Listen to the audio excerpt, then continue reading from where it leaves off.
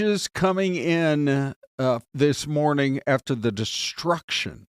Just incredible. The severe weather threat has millions of people facing potentially very dangerous conditions in the coming hours, and we are seeing some of the worst of it, at least what's happened so far, as people watch and wait to see how bad it might get as the day goes on. I'm Ron Hoon. This is Fox 10 Talks. We consider the information and the conversation that you'll be most interested in as we continue on the streaming show this morning. And we're going to take you right into the town that was just devastated by a powerful tornado. In fact, we're going to do it right now. Asher Red joins us this morning. Asher, from one neighborhood in Tennessee, what can you tell us? I can't hear anything.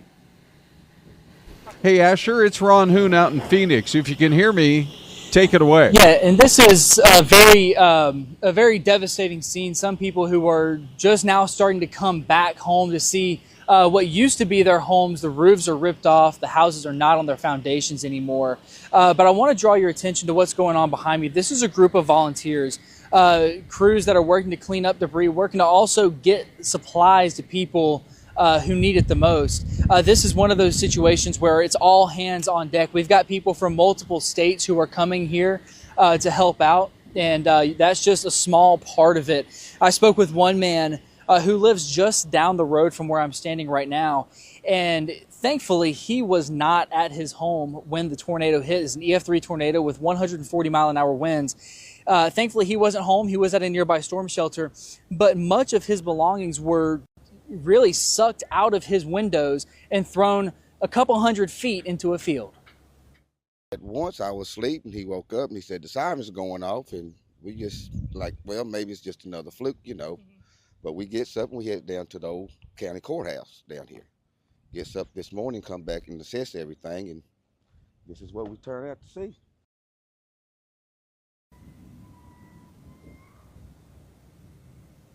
Yeah, just incredible, Asher. Just to hear that one story. Unfortunately, yeah, we're also seeing a lot of this kind of stuff right here is a down power line. Most people haven't seen a down power line a day in their life. Well, this is one right here. And this kind of stuff is dangerous when we're talking about severe weather in the immediate aftermath especially. But there are crews out here that are working to replace these down power lines, get power back to people. There was a lady who just came up and spoke with us.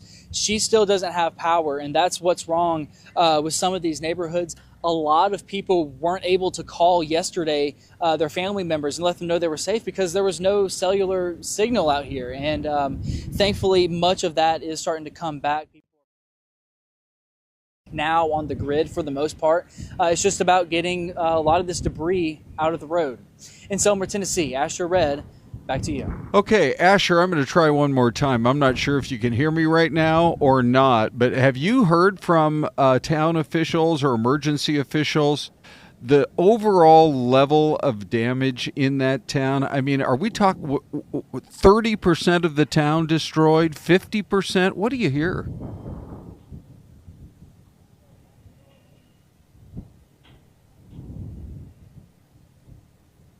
Okay, I don't think Asher can hear me right now, but yeah, that would be certainly one of the things that we would want to learn a little bit more about. Asher Red reporting for us there in Selmer, Tennessee. Asher, thank you very much for your time, and boy, what a situation there. You bet. Okay, so while we continue to follow some of those pictures coming in from Selmer, I mean, it sure seems like a very large chunk of that town, and that's where a number of the deaths, by the way, that have been reported did come from. And so we've got those images, and yet, in another part of Tennessee, if you can believe this, they're now dealing with issues regarding flooding. I'm not quite sure why that's popping up. I'm trying to bring you VO2. But we do have some of those flooding issues that have been being reported. My apologies there for some of the technical problems. But yeah, that particular image of the floods in Tennessee. Brian, can you tell me where I can access the flooding VO? I'm just looking.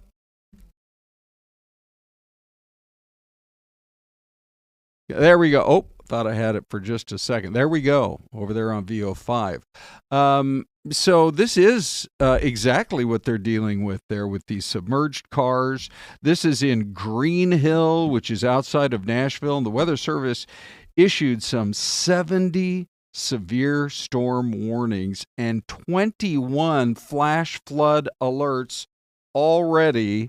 And so we're just going to continue to follow the whole situation this morning and try to learn a little bit more about what everybody has been dealing with. Okay, here we are at 10:06, and Syleste joins, and Hello. What a treat for us, Syleste. We Hi. also have Danielle. I know. Danielle, hi, good morning. Good morning. How are you? Tired. It's Friday. I know, So we've it's had been a a full week of AZAM, so it's time to sleep in. Jump right into that microphone, Okay, right up there we nice go. and close. Okay, so here's why we have Danielle in this morning. Yes. That story that she was covering earlier this morning, I think it's not the first time we've ever heard about something like this. Mm-hmm. I don't know if it ever happened on this particular exit before. What It do you did, know? yeah. It was, I believe it was about 5 or 6 years ago. A mother actually Okay. drove off that overpass there. Oh, yes. Yeah, with with her kids children in the car. Mhm. Yes, right? Yep. Okay. So that was a couple years ago. For folks who aren't familiar, can you give them a little bit of background on what happened? Yeah, so that section of the freeway is the I-10, which is a massive freeway here in Phoenix. The 79th Avenue off-ramp, you basically can get off. You have to go right or you have to go left. You cannot go straight to Right. get back onto the freeway. And you can see them right there. There's several barriers there. There's a big fence line, so that keeps people back. But yeah, so this morning, right around 2:30, according to DPS, it was a 49-year-old man, single vehicle. They said that he exited and then went through the barricade there, went over the barricade, and then landed on the I-10 in the median. And shocking, he has serious injuries, but but he it's survived. not But he's fatal gonna- at this yeah, point, which, that I is mean, if you look crazy. at that and you kind of see the height of the fall, it's pretty shocking. So they do say impairment I do. was a factor. I thought that our audience would like to see part of your report from a little bit earlier this morning because you're standing right there. Let's roll that and then we could discuss just a little bit. This crash happened right around 2:30 this morning, and what a wild crash it was. So if you've traveled in this area before, 79th Avenue, this is the exit ramp right here, and you would know that you can only go right or left from this point. You cannot go forward. But according to DPS, that's exactly what one vehicle, the driver of that vehicle, did early this morning. So that person was exiting the 79th Avenue exit ramp and then went straight, did not go right or left, and completely crashed into the median here and landing on the median on the I-10. So you guys, if you guys want to come back to us live, you can see some of the damage still left behind. We have the entire fence that was once lining this section here that kind of blocks things off here. That is kind of scattered throughout. There's a lot of the poles down and a lot of damage caused by this crash. Okay, so Danielle, go ahead and just tell us a little bit more about. It looks like so when he crashed in the median. I don't know if this made a difference. If he would have, did he crash? Do we know? Did he hit front first, back first, Or flip- land like Yeah. this? That we don't know. I don't know. But Yeah. the barricade, as you saw there was there's a double barricade, but just that first barricade was broken. So that vehicle must have went airborne because you guys, there's a fence line that keeps people kind of off that area. Broke And right through that. Broke right through Yeah. that, and Yeah. the entire fence line was completely ripped. It was on the floor there Yeah. in the median area of the I-10. There was also one of the signs on the freeway, like a freeway sign, that was Oh. also damaged. Took that out. Because pretty much everything was ripped off Yeah. from this vehicle. But yeah, I mean, it's shocking and has a lot of signs and, Yep, warns right. people to not go Sure. straight. You have to go right or left. But as DPS said, impairment was a factor. So that will definitely play a part. That Okay. is wild, though, that there are only serious injuries Oh, it's involved. unbelievable. Which makes you think that maybe the car didn't end up falling,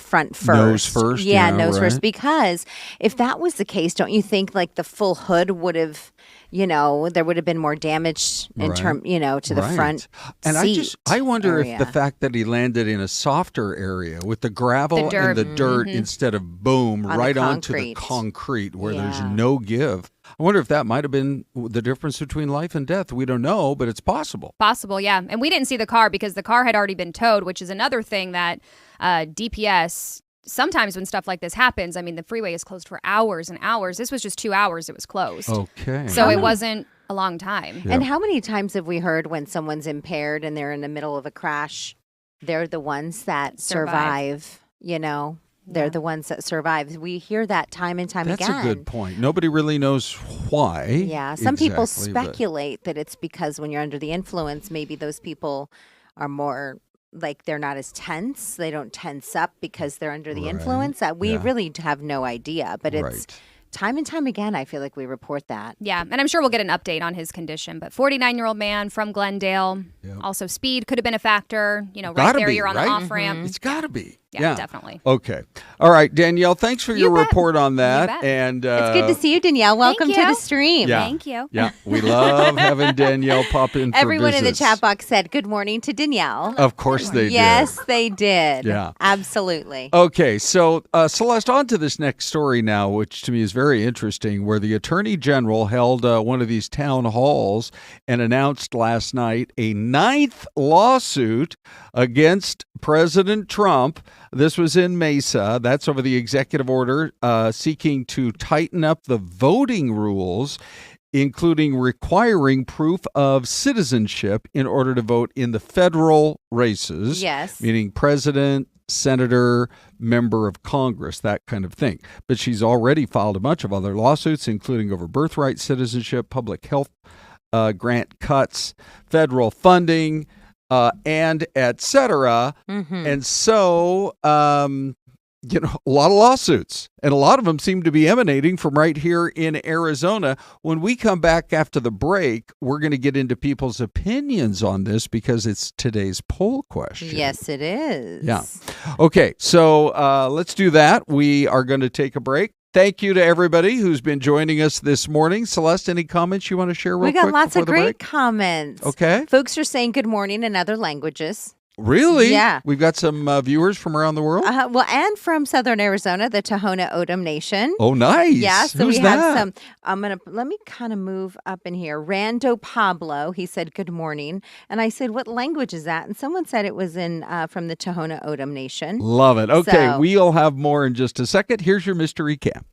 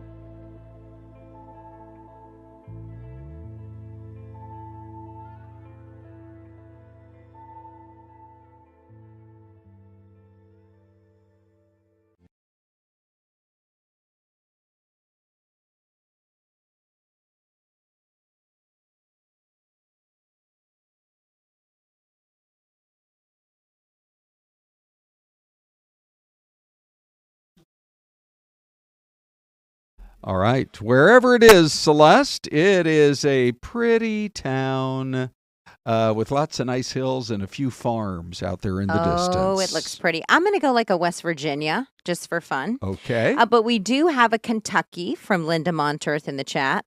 Linda's pretty savvy on this stuff. Angela Brockelman says Oregon. Okay. And Tyler Lewis says Iowa. We've got a Mr. Palvoline, Colorado. Yes. B. Miguel, New Mexico. Kentucky, also from Jen's Wall. So we've got some good guesses. Sherry Nevada Pup says, no clue. Hey, believe me, we're with you, Sherry. A lot of days we look at it. I see those hills, and I guess I'm going to go. Where did you go, Celeste? I was going to go West Virginia. I'm going to go Ohio. Ohio. Ohio. Ohio. Let's see where this is. Huntingdon, PA. Oh, is that right? Okay. Yes. Well, Dean Fazzini, he runs the Pennsylvania. Mystery Cam, and he's a Pennsylvania guy. He is. So, and he often enough when we leave the streaming studio, we see him walking in to kind of. He likes to collect these. Actually, he has a big binder full of, and he's got a big grin on his face most of the days. Most of the days because he loves to stump Ron and Celeste. He does. Hey, let's get over to the poll question this morning. Pretty interesting. You know, we did finally just get a chance to launch it a little while ago, but we're approaching 100 votes. So the AG, Chris Mays, announces the 9th lawsuit against President Trump and his policies. Here's how it's looking right now. 34% say good. Somebody needs to stop what he's doing, but 66% say it's not a good move.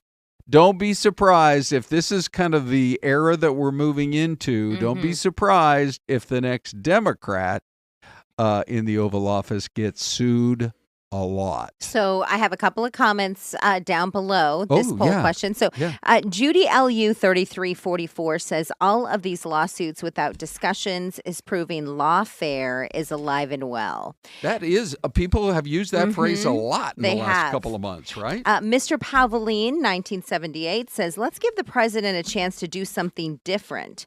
How bad can it be? We lost a lot of savings under Bidenomics. Let's see what Trump can do. We didn't get in this situation, Ron, overnight.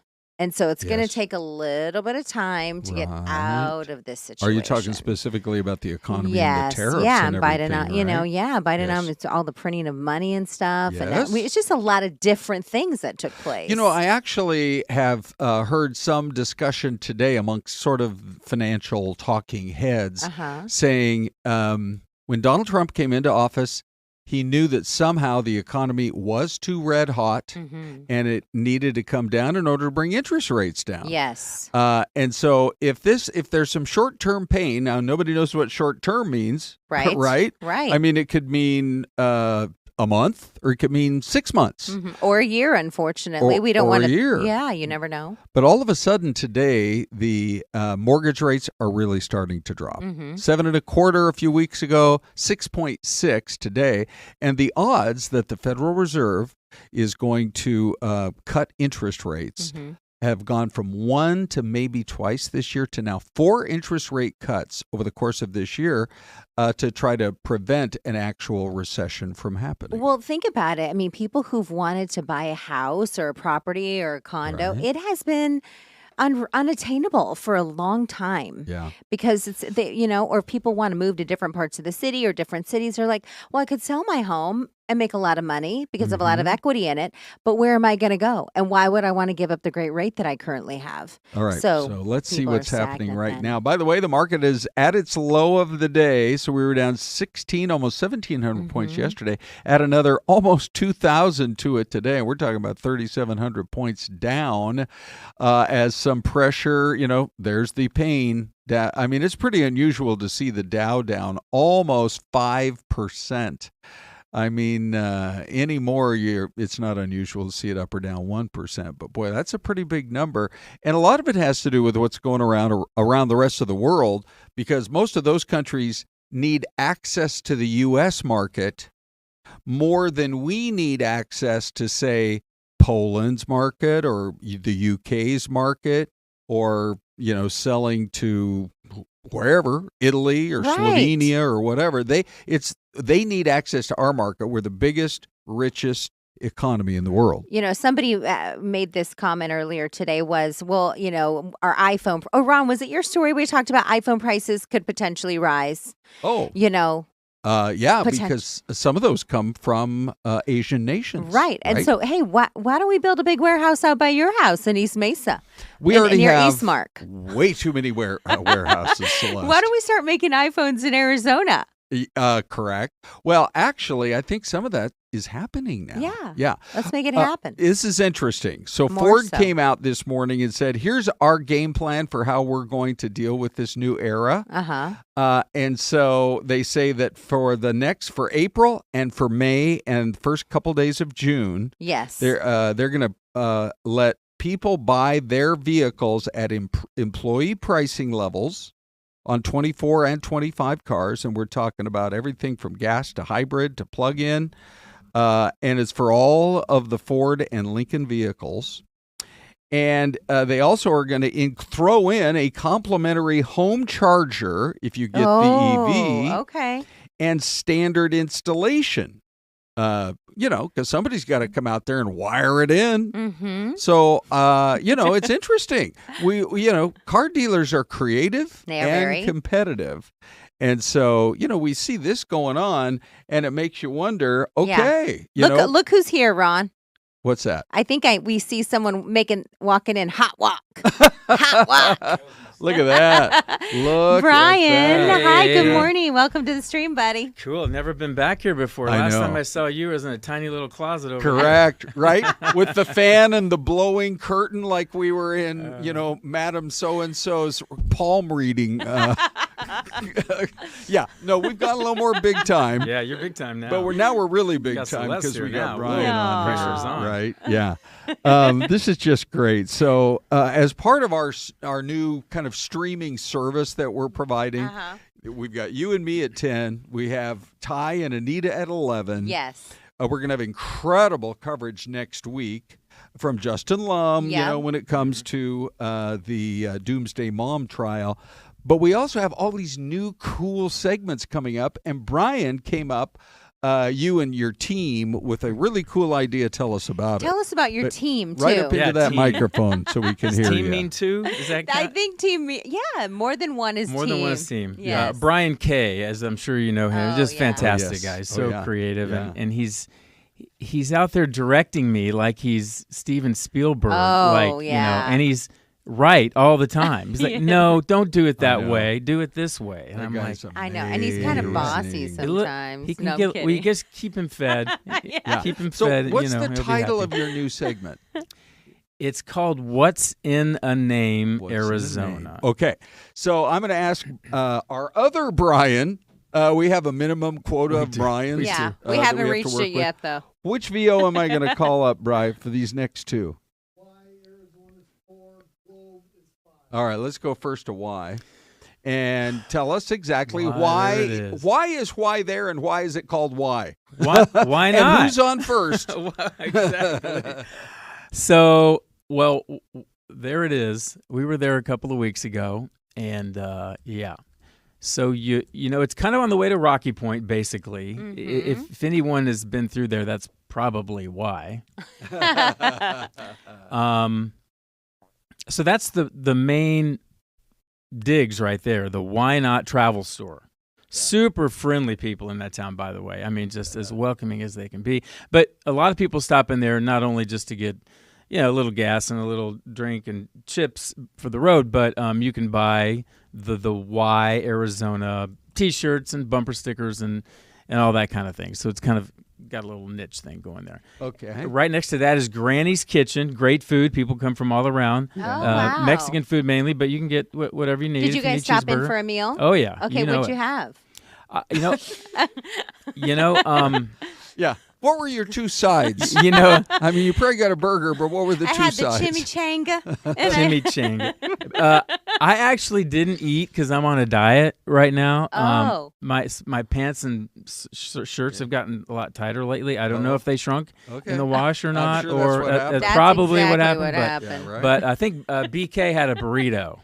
Oh, like yeah, a bean like and cheese, or it like was, a. it was a pretty good looking burrito. Hey, we whatever were it going to was. talk about your other segment too, because not only did we want to know why you're doing all of this, but we also wanted to know about the other place besides why, which tell us about this. Globe. Maybe a lot of people Oh, have been to Globe. beautiful. Yeah, beautiful little town there. Mining town, of course. I guess it has a kind of a strange story how they came up with the name Globe. Some claim that a literal globe of precious metal was dug out of the ground, and it had the shapes of the countries already etched in it, Oh, and it just wow. blew into this big story. The historian there doesn't really buy all that, and I think there's even some question whether the timing matches out, whether that came after the name or not. But one of those great old mining towns, and the really cool, super spooky part is the jail there.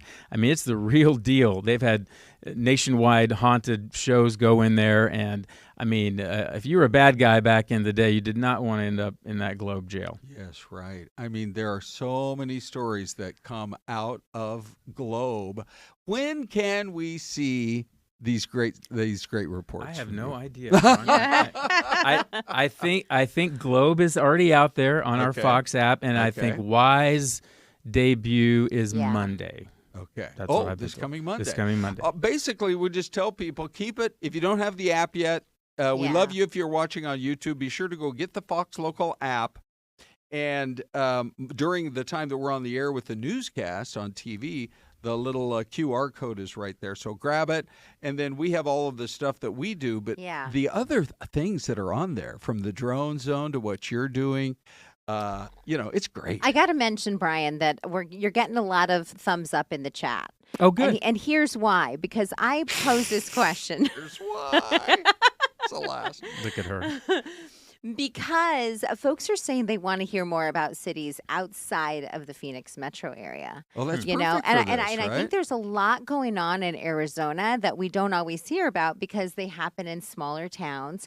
My grandfather was born in Chandler, and I remember him saying, we drive down to Y or Ajo, and it's like when you've been multi-generations in the state of Arizona, you've heard some of these cities before, but you don't always know why they're called what they're called. So I think it's fabulous.